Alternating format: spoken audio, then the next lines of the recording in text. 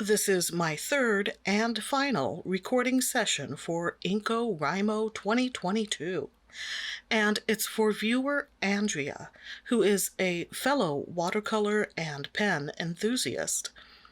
I'd hoped to record a couple more sessions, but we're still trying to figure out an efficient camera setup for this desk.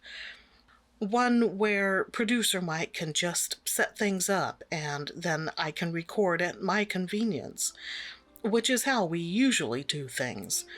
But with the camera mounted to a tripod off to the side, I can't see the viewing screen, which means I can't tell if I'm in frame or not. So he's had to be behind the camera during these sessions, and that really limits my window of opportunity. But although February didn't go quite as planned, I got to write to some lovely people, so I consider the month well spent. Besides, I think you get the idea, right? I mean, it's writing letters and painting pictures, and it's fun to finally use the stationery I'd collected, because I could pretend I was in a Jane Austen novel. It seemed like they were always writing letters in those, usually all about the latest ball, who ran off with who, and the financial details of the newest family in town. Dearest Margaret, there is still no word from our youngest sister Annabelle. Ever since she ran off with the vicar, poor Mama has been in a swoon, when she's not commiserating with the vicar's wife over tea, that is. The fountain pen here is a Jinhao 992, filled with diamine twilight ink. Spring has been on my mind with the unusually warm weather we're having in Western Washington. Of course, I bragged about it in the letter. It's so warm and sunny here. What will I do? Yeah, what's the saying? Pride goeth before the fall. Or perhaps more to the point, don't get cocky. Because I woke up this morning to a light coating of snow. Now it's afternoon and the snow is all gone, but someone must have panicked earlier and turned up the heat, because I'm at my desk feeling very warm and seriously thinking about opening some windows so I can cool down again. Generally speaking, I think the blue and brown color combo works. I mean, everyone likes a cowboy, right? And denim and leather is totally cowboy. Maybe I'm the odd one out, since I never had a thing for cowboys, nor did I ever have the desire to ride a horse. The closest I got was watching Hey Dude on Nickelodeon. That would be a good name for a candy bar. Hey Dude, packed with beans, beef jerky, and molasses, when you want your little doggies to get along.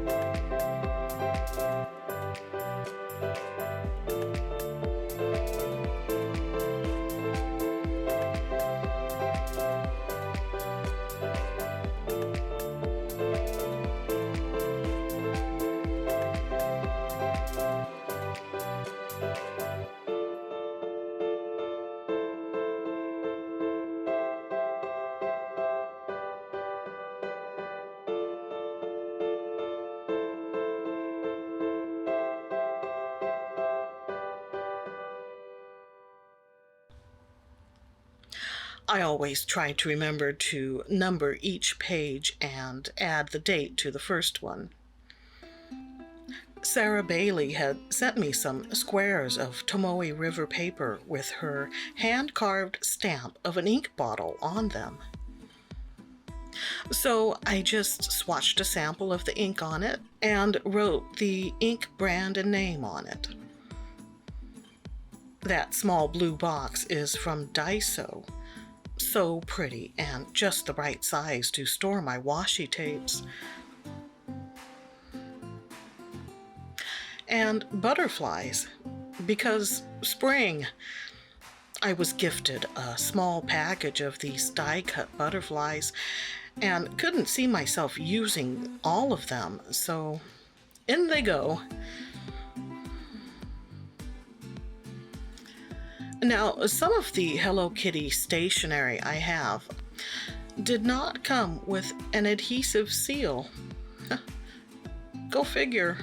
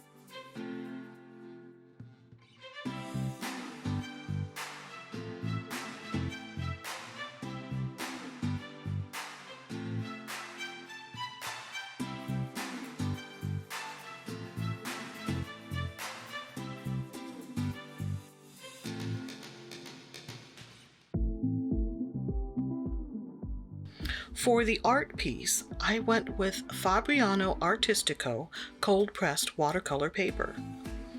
I don't know why I chose a textured paper when I know I'm going to use a fine-nibbed fountain pen for line work. I've been pairing it with a smooth surface, but I wasn't thinking, I guess. The issue is that the nib could scratch the paper, causing fibers to get stuck between the tines. At least that's what I worry about. Not sure if that's a legitimate concern. So I wanted to use this technique for painting a stone or brick wall, where you apply masking fluid where the grout, or I guess it's mortar really, will be. I'd seen it used by a couple of artists that I regularly watch on YouTube, Miranda Watson and Paul Clark. Check them out. They're fun to watch. I do want to get one of those plastic or rubber applicator tools. I don't have one yet, so I used one of my older brushes that I don't paint with anymore and made sure to rub soap into the bristles so it would wash out easily. Unfortunately, I forgot to wash it. Yeah, that's how they get ruined. I lied. I didn't forget. I deliberately set it aside, thinking, with all the soap in the bristles, it'll just peel off. Easy peasy, once it's dry. That's not how it works. Yeah, that's what I get for being cocky, and not in a good way. That's producer Mike's Da Vinci palette that I helped him put together over a year ago, I think. To go with the spring theme, I aimed for colorful and hoped it would dry a bit lighter so I could add another design element over it. Here's the fun part: removing the frisket, because it looks like boogers, and we all associate boogers with fun, right? That's fun, not food. I chose this palette because I'm thinking of taking it with me on an upcoming trip. It's one of those hinged metal boxes that hold a dozen half pans, but you can usually fit a few more inside.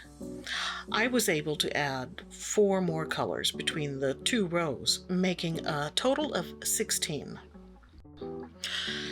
Is that right?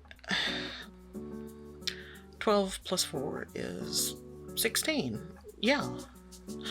Or did I add 5? That's right. I fit in 5 extra half pans, making it 17 colors. Wow, that's a lot of colors in such a compact tin.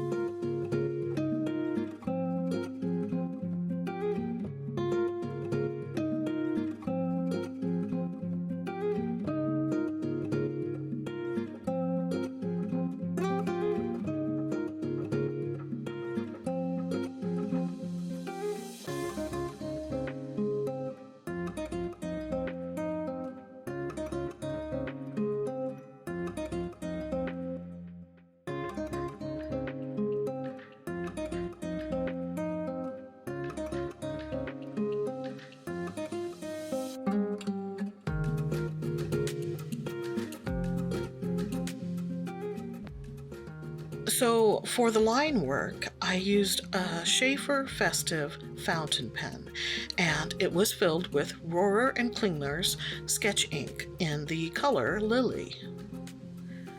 I went with that ink because it's waterproof, which is great for line and wash watercoloring. Now, the lettering did not turn out how I imagined it would. If I were to do it again, the brick wall turned out fine, but everything on top of the wall, if I did it again, I would just use the same blue as the butterfly. I think it would have looked neater and cleaner. I like the concept, though, and I'm curious to see how someone else would approach it. I'm happy to share this writing and painting session with you. Until next time, don't get cocky and stay artsy, my friends.